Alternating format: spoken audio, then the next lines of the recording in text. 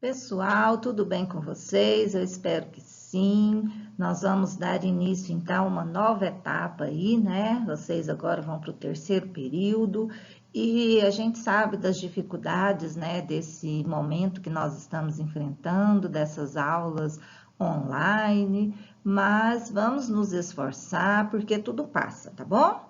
Então, vamos lá para o nosso conteúdo. Primeiro vídeo nosso do terceiro período, tá bom? Então, fotossíntese, né? Então, o que significa isso? Então, a gente sempre inicia tentando entender o significado da palavra. Foto vem do grego e significa luz. Síntese é produção. Então, é produção de alguma coisa utilizando luz, tá bom?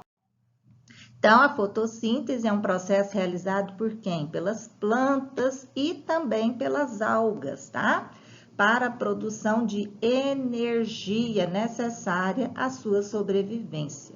Então, como eu já havia dito, então a fotossíntese significa síntese que utiliza a luz. Na verdade, a fotossíntese é um processo de conversão de energia luminosa em energia química. Então, as plantas são capazes de transformar a energia do sol em energia química que vai ficar armazenada em moléculas orgânicas, como por exemplo a glicose, tá? Um açúcar altamente energético. Quais são as estruturas envolvidas? O que a planta precisa para fazer fotossíntese?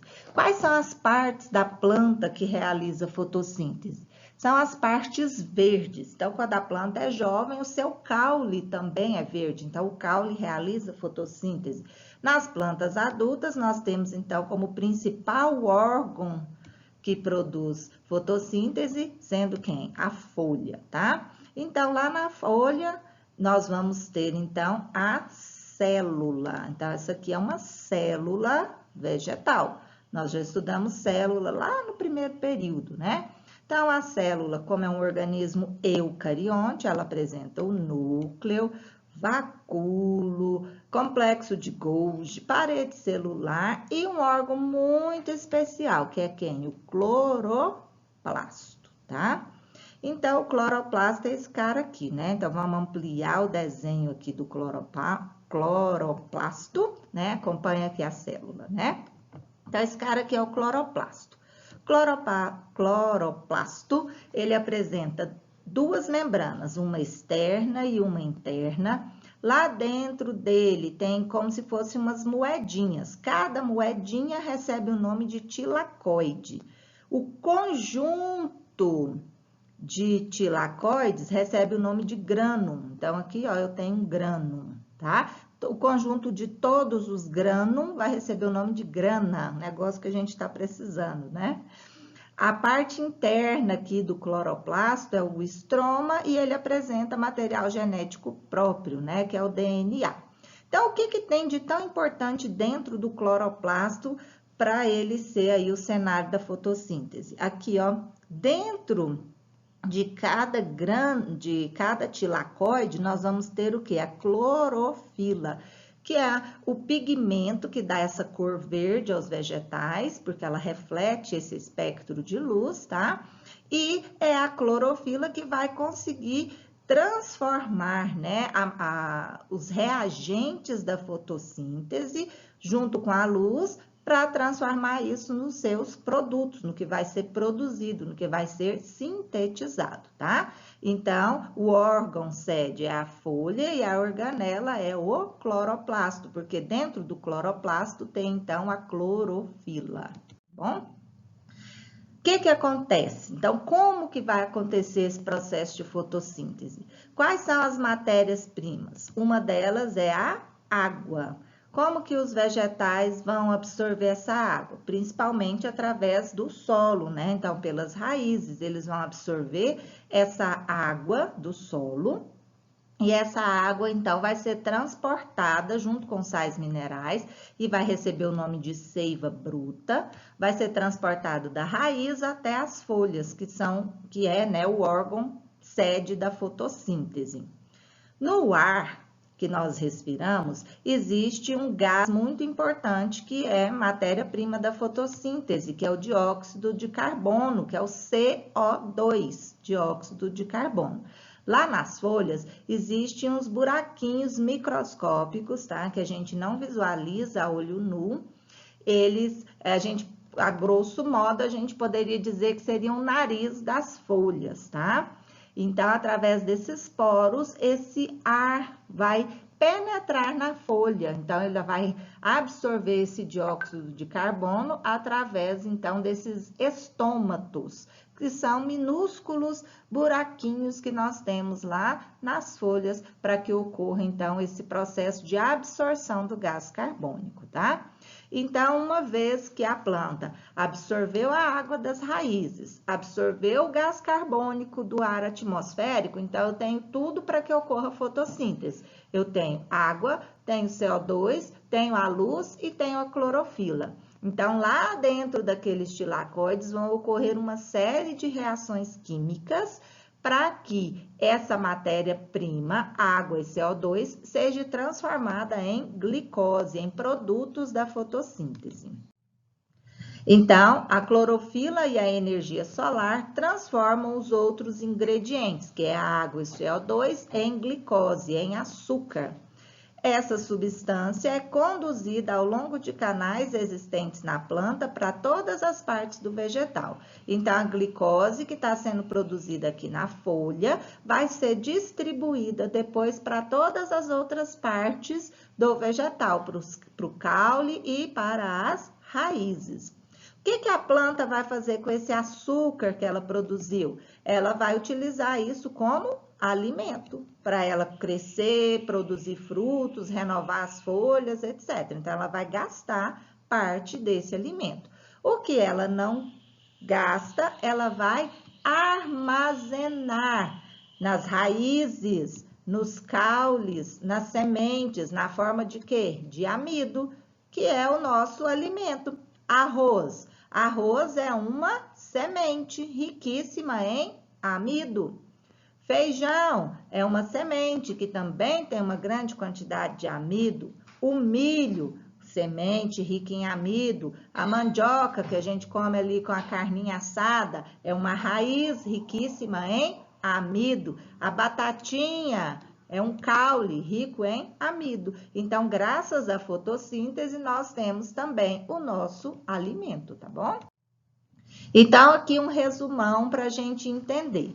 Então, eu preciso de sol, energia solar, e aqui a planta, então, tem a clorofila, que é essa molécula que vai, né, orquestrar toda essa reação química. A planta, então, absorve água e sais minerais pelas raízes. Essa água e sais minerais chegam lá nas folhas. O gás carbônico é absorvido pelas folhas. Então, vai ocorrer a produção de glicose. Essa glicose vai voltar para raízes e caules e parte dela vai ser consumida. E de quebra, durante a fotossíntese, se produz uma outra molécula extremamente importante, que é o gás oxigênio, o O2. Ele, então, é liberado para a atmosfera. E o processo de fotossíntese, então, garante a renovação desse oxigênio atmosférico, tá? Apesar de ser tão importante, a fotossíntese ela necessita de muito pouco para acontecer, né? Água, dióxido de carbono, CO2 e luz. Então, no processo de fotossíntese, a planta libera algumas substâncias que não necessita, como é o caso do oxigênio. Este gás é fundamental para a respiração dos seres vivos. Só que vem cá, as plantas também respiram, tá bom? Então, as plantas fazem dois processos. Fotossíntese, onde elas produzem o oxigênio e a glicose, e elas também realizam a respiração, onde elas vão consumir esse oxigênio, tá bom? Ela retira o gás carbônico liberado na respiração e na queima de combustíveis, como é o caso da gasolina, e libera o oxigênio para a atmosfera, tá bom? O açúcar produzido pela planta é utilizado para a produção de energia. Se a planta produz açúcar em grande quantidade, ela vai armazenar esse açúcar para uso futuro. Todos os outros organismos vivos precisam de energia para sobreviver. E da onde que a gente retira energia? Dos alimentos. Olha aqui, ó, produtos, né? Todos esses produtos aqui são fonte da fotossíntese, as frutas. Por que que as frutas têm esse aspecto, né, adocicado? Por conta da grande concentração de glicose, tá bom? Então, sem a fotossíntese, não existiria vida no planeta Terra. Os animais obtêm seu alimento comendo plantas e outros animais que comeram plantas. Então, as plantas não comem, elas produzem seu próprio alimento, por isso que elas são chamadas de organismos autótrofos, auto, próprio, é capaz de produzir seu próprio alimento através, então, da fotossíntese, tá?